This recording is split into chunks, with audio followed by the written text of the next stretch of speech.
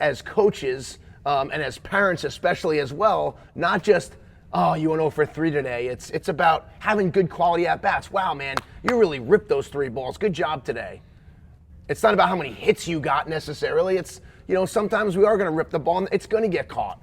And that's our job on defense, is to try to rob the other team from getting hits. So I made it a point when the game was over, we won both games, just to say that, and I saw that player kind of lift his chin back up and kind of throw his shoulders back like, I did have a good game. But it's easy to beat ourselves up if we don't get hits, or our team's winning and we don't feel like we're contributing. But so we actually pulled out, which you guys will all see in our mental conditioning course that we're going to hopefully be launching next week. It's a quality at-bat chart, and we had it on the fence, and it has all the different quality at-bats, and then it has all the players. And you write in when your at-bat's over, did you walk? Did you have an 8-pitch at-bat? Did you hit a line drive? Did you this, that? All the things that make up a good quality at-bat. And you add them all up, and you'll see some players that went over but had 3 good quality at-bats. Maybe one was a sacrifice bunt that scored a run. Maybe it was a sacrifice fly that scored a run.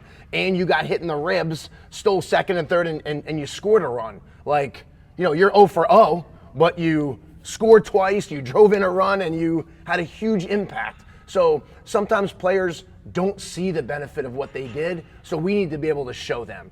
So the quality at-bat chart is something that's huge. And getting the parents to understand that as well, not, oh man, my son didn't get any hits, or oh, you look at the batting average and oh, you went from 300 to 260, and you're just like throwing the whole batting average in their face, opposed to really knowing what made up a quality game. Yeah, and I've had good players come in and, they go 0 for 3, 0 for 4 with 4 lineouts, and their parents are like, oh, I think they just got to hit the ball a little bit higher, those will be, no.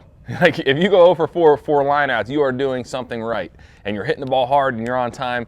So, don't go into panic mode where it's a swing problem. Those hits always even out. I call them the average savers. Throughout the year, you're going to get a couple bloop hits. You'll get an infield single here and there.